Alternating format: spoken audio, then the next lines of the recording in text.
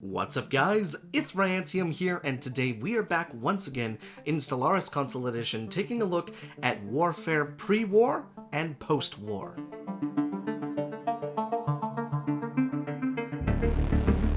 So first, let me go ahead and start off by saying I'm sorry that we've been lacking a little bit on the Stellaris content. I really covered everything that I wanted to cover after 2.2 and Synthetic Dawn came out, and with the release of Humanoids and Apocalypse coming very soon, I've been really trying to figure out what videos I want to do for that, so there's been kind of a lull, but I got a great comment on one of the feedback requests that I did on my community page on my YouTube channel, and it's from Enigmatic Heart 666. So they said, thanks for the content, it's been fantastic, but the one thing that they're struggling with, how do you manage what happens after war?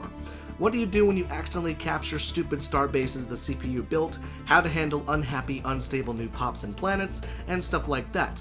You know, and also the before war things, what it's like to prepare for a war, what are the things that you should have in mind as a war goal, what should your war goal overall, thing be, and so that's what we're going to take a look at in today's video. So we are here with the Interstellar Blorkian Caretakers, and we've seen these in a video once before, and this is a rogue servitor playthrough, so it is one of the more unique ways to play a machine intelligence, and if you want to see a video that breaks them all down, you can check the top right hand corner for that. But the gist of the rogue servitor playthrough is that unlike a driven assimilator and a determined exterminator, you cannot go to war without a casus belli, or a casus belli, however you want to pronounce it. Now, in order to have a casus belli as a rogue servitor, there's a few different things that you can do. One of which is a claim casus belli, which means you manage your claims down here, and say you want to claim all of these systems right here. You just start clicking A on all of these, and it pulls from all of your influence, and if I wanted to go ahead and claim that, I could go ahead and do that. So now I currently have claims on all of these systems. So if we were to go to war with these guys, which we were actually just at war with, I would be able to go to war to claim all 6 of these systems, and then at the end of the war, it would reward me those systems. Same thing with the planets inside of them. We've gone over casus bellis in a video actually as well. You can check the top right hand corner for that as well.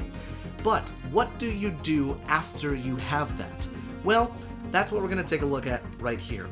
So when I went to war with the Centauri Authority right here, right to the right-hand side of the Interstellar Blorkian Caretakers, I accidentally forgot that I had a claim on these systems down here. All of these planets down here and all of these systems down here became mine even after I went to war to vassalize the Centauri Authority. Or at least in this case, I can't remember if they're vassals or if they're a tributary. Let's check that out. They are a tributary. So even though I had claims on the Centauri Authority, but I still went to war to turn them into a tributary, it still awarded me the planets and systems that I had claimed before when I was going to do a conquest war against them. But as I grew in power, I was like, you know what, it's probably just better to do, a war for a tributary than a claim. But the claims that I got gave me 4 new planets. That planet, Centauri Gaxpac, Buirik, and Jidamir, whatever you want to call that. And we're going to just take a look at everything right here. So it's a little different for an organic empire, because as you can see, because we're a rogue servitor empire, because they're not machines, we have biotrophies, and all organic pops become biotrophy pops. Meaning, in order for a biotrophy to have a job and to have housing, you need to build the specific building, the Organic Sanctuary. And because they were just a regular organic empire, they're not going to have organic sanctuaries on the planet, which is a humongous detriment to your economy. As you can see in the top right-hand or top left-hand corner, you can see we're leaching energy. We're pretty good on minerals, but the food and the consumer goods is garbage. And that's because we just took on so many more organic pops, and we took on so much more energy upkeep from these planets and systems that it's really, really starting to take a toll on our entire economy. Now, what do you do when you take over a new planet? Well, it all depends on the type of empire that you have. So in front of you, I've kind of listed some of the most important things to look out for as far as post-war spoils. So the main things to look out for is crime, stability, and resource production. Basically, what you want to look at is the amount of pops on the planet. You want to look at the amount of pops on the planet so that you can understand which buildings you should maybe destroy or replace with another type of planet. So for instance, if this was an organic empire and there were 18 organic pops on this planet, we wouldn't have the unemployed problems that we have now, because life would just go on. They would just be producing resources for another empire, which is you. But in this case, we have the 14 unemployed biotrophy pops. So what we've done is we've gone ahead and made the order to replace all of the current buildings on the planetary surface with organic sanctuaries, energy grids, and then we began building more energy districts. Now the reason we did that is because there's more energy districts on this planet than there are mining and farming districts, and as well as the Nexus districts, but Nexus districts are always the size of the planet plus one. So we decided to put those on there, and over time, the planet will then stabilize as the biotrophies will begin to be happier inside of the organic sanctuary jobs, and over time the planet will stabilize.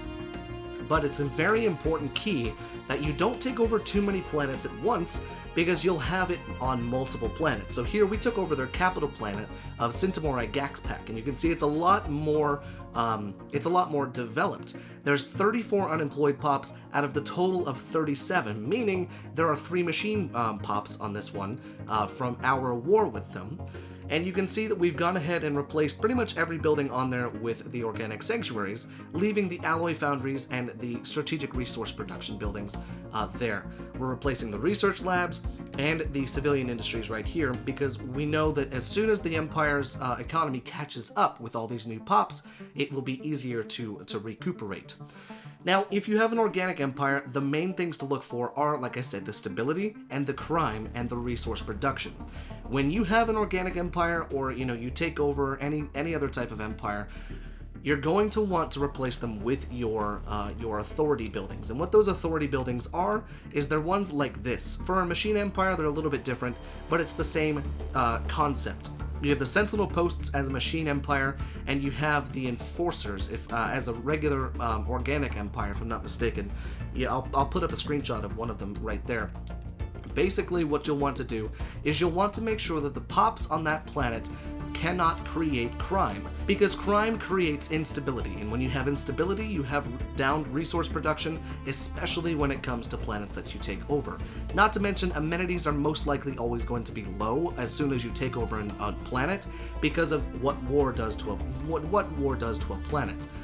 So it's very important to keep an eye on stability and the crime, and to try and mitigate that, you build as many of the enforcer buildings as you can, while slowly weaning those out over time. So after a war is over, it's not just a one and done. You look at a planet and you think about what you're gonna, do from there. It takes a lot of redevelopment, and it takes a lot of time for the planet to normalize and kind of integrate into your empire's overall being.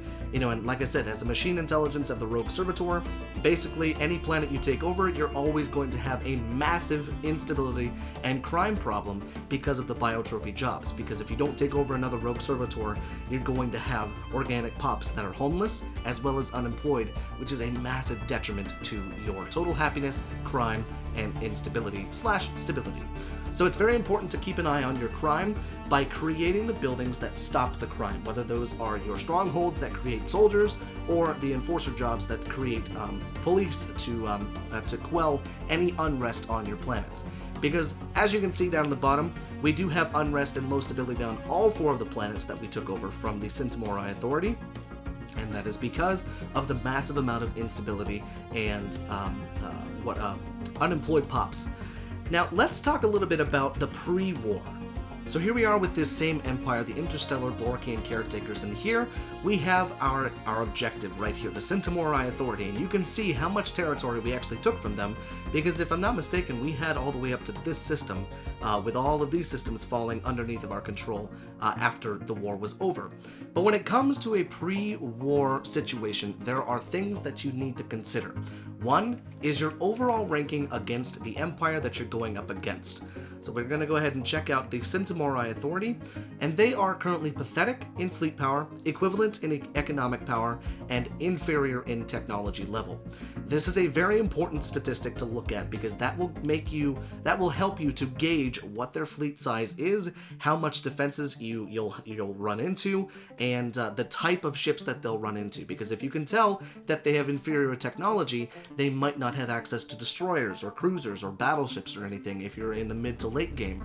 Or if you're in the early game, you might only have a massive swarm of corvettes, and even though they have destroyers, and I don't think we have destroyers, yeah, no, we've only got corvettes, there's a very swarm mentality in early game combat. The Corvette swarm is pretty much the go-to thing in early game combat. So it's very important to keep an eye on your stance or your rating against them. And right now they are completely inferior to us, and their fleet power is pathetic. That's really what you're going to want to look for. Inferior, you can indeed go to war with them as long as your technology is above them. Because when they start to get inferior and equivalent in fleet power, but their technology level is far below yours, you can still take them on. You just need to have an overwhelming force that can take them on. Sometimes you want to do guerrilla tactics, you jump in, damage a whole bunch of stuff, and then jump right back out if you can. There's a whole bunch of things to think about that. But also in that same comment that we talked about earlier, they were curious about whether or not to go for vassalization or tributization, and that is completely up to you. There's a few different ways that you can play, an empire where you're going to have a massive empire with lots of vassals and tributaries and everything like that. And the thing to think about is this. Vassals can someday be turned into your empire. One day, 10 years down the road, you can begin to integrate all of the planets, star systems, military fleets, and pops into your empire, only as a vassal. Meaning the vassal will be your ally in any war in the future. They will be sworn to come in to help you, and as long as they are loyal and they're happy to be your, for you to be their overlord, they will come and fight for you, and they will be able to help you. But the difference between a vassal and a tributary is the tributary will not have to fight with you, but they will have to pay you 25% of their energy and mineral income every month. So it's all determinant on whether or not you want all of the space that they have to offer within 10 years, or if you want them to maintain kind of their quote-unquote independence, but still be underneath of you and still pay you money and minerals every month. I tend to go for the tributary side because the way I see it is one day you can release them as a tributary and then you can demand vassalization from them and do the same thing over again. Or, if you wanted to, you could release them, have a truce for 10 years, and then go and conquer them if you have the Colossus in the upcoming Apocalypse DLC, which can be kind of fun, because you drain them of their resources over 10, 20, 30 years, then you release them, and then you declare war on them and wipe them out and take all their territory. It's kind of a dickish move, I'll give you that, but it can be kind of fun. But when it comes to deciding what you want to do with your war goal, it all depends on the type of geography you want to take. So for instance, we claimed all of these systems around here with all of the planets, all the way up to this system right here. And my original goal was to go choke point by choke point. And choke points is the most important word when it comes to strategically taking and conquering worlds and space. So you want to find these big clusters, and then you want to cut them off. So if we took this system of Wistral right here, and everything behind it, this empire, the Centauri Authority, would be cut off and unable to, with closed borders, to come anywhere close to our space, meaning our defensive border would then be moved up to Wistral. Because at the moment, our defensive border is here in the Phonox system, with a bastion right next to our main star. Now, the main thing that I like to do whenever I get ready to begin a war is I always prepare my fleets right in the system next to where you're going to war. So for instance, here we're going straight to this system first, then we'll come down here and we'll wipe everything out on the way through.